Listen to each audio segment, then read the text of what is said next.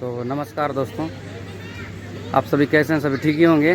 तो मैं आज आया हुआ हूँ धमतरी के आदिशक्ति माँ अंगार मोती के दर्शन करने। तो सोचा कि छोटा सा वीडियो क्लिप आप के लिए भी बना लूँ। तो आप देख सकते हैं वीडियो में, ये है वो अंगार मोती माई का प्रांगण, मंदिर प्रांगण धमतरी।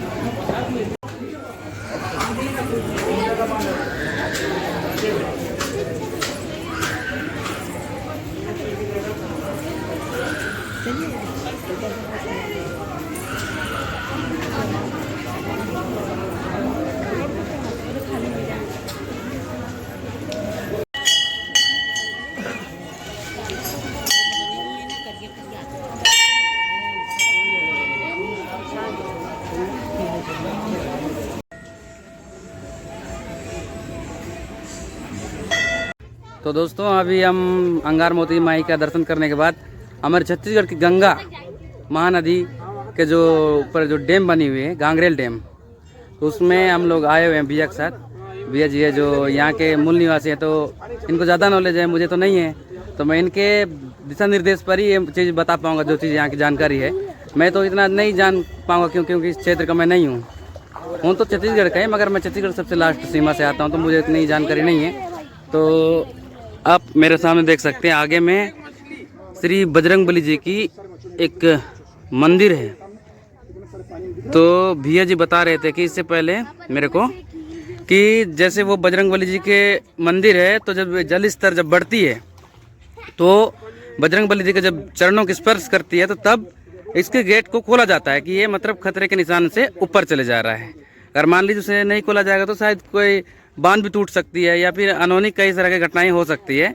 तो इसीलिए यहाँ की मान्यता ये है कि बजरंगबली जी के चरणों को जब पानी, यहाँ का डैम का पानी स्पर्श करती है महानदी के पानी को, जल स्तर, तो माना जाता है कि ये खतरा से आगे बढ़ रही है, तो उसे खोला जाता है। तभी खुला हुआ है, जैसे पहले बड़ा हुआ था, भैया ने बताया। तो ये जैसे आप देख सकते हैं, पूरे तंबू हैं जो वहाँ तक के दुकान लगते हैं। भैया ने बताया कि जो पर्स देख रहे हैं क्रांकिट वाला, ये मंदिर के उस पार तक के क्रांकिट वाले पर्स बना हुआ है। अभी क्या जल स्तर ज़्यादा होने के कारण उधर जाना शायद अलाउड नहीं है। तो हम आए हुए हैं ये लोग के साथ और अभी दर्शन कर लिए हैं, अब जाएंगे। तो आप आगे वीडियो में बने रहिएगा। फाइनली गंगा जी, मतलब हमारे छत्तीसगढ़ गंगा जीवन रेखा जिसे कहा जाता है, महानदी, वो गांगरेल डैम, उनका दर्शन करने के बाद हम फाइनली फिर माता जी के प्रांगण में आए हुए हैं। तो आने के बाद अभी भैया ने जैसे बातों में और सारी चीज़ें जो राज है बताना मुझे मतलब चालू कर दिया, तो मुझे भी सुनने में ज़्यादा इंटरेस्टेड लग रहा है। तो सोचा कि थोड़ा भैया से मैं बातचीत कर लूँ कि इसके बारे में कुछ पूछ लूँ। क्या है, जब बता रहे हैं तो मेरे सुनने में अच्छा तो लग रहा है, लेकिन आप देख रहे हैं तो आप भी सुनेंगे तो आपको भी ज़्यादा अच्छा लगेगा। तो भैया जी, जैसे इससे पहले आपने बताया, तो ये यहाँ का मेला जब होता है कब होती है? ये मेरे ख्याल से ठंड के दिनों में होता है। हाँ, ठंड के दिनों में। हाँ, ठंड के दिनों में। हाँ, तो स्टार्ट होता है, तो उस समय क्या है कि मेला लगता है, बहुत बड़ा भव्य मेला लगता है यहाँ पर। हाँ, हाँ, और मेला लगने के बाद जो है यहाँ पे भीड़ रहती है, अच्छी खासी भीड़ रहती है। हाँ मतलब लाखों की संख्या में लोग रहते हैं और अपनी मन्नतों को लेकर यहाँ आते हैं और कहना चाहिए जो मन्नतें पूरी होती है, हाँ। तो वही है कि उस मन्नतों को पूरा करने के लिए यहाँ आते हैं। और भैया ने जिस तरह से बताया मन्नतों को पूरा करने आता है। और यहाँ भैया ने स्पेशली एक चीज़ बताया था कि जिन्हें संतान नहीं हो रही हैं, जो शादीशुदा महिलाएं हैं, उनके लिए तो स्पेशली यहाँ पूजा किया जाता है, मन्नत ली जाती है। तो यहाँ 100% मन्नत पूरा होना तय है।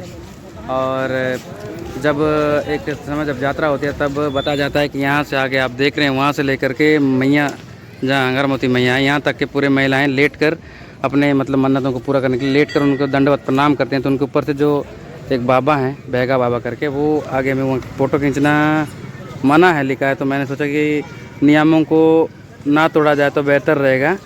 तो वहाँ तक के मतलब बाबा जी दर्शन करने चले जाते हैं।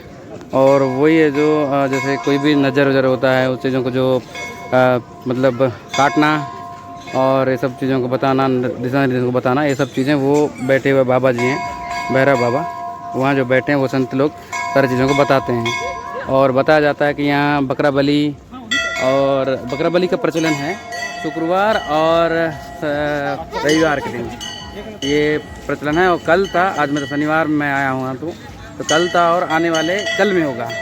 तो यहाँ बकरा बलि दी जाती है। और बताया जाता है कि वहाँ से बकरा बलि देने के बाद सबसे पहले चरण में जब उसकी बकरे की जो सिर होती है उसे लाकर इस बाबा जो है भैरव बाबा, इनके पास चढ़ाया जाता है।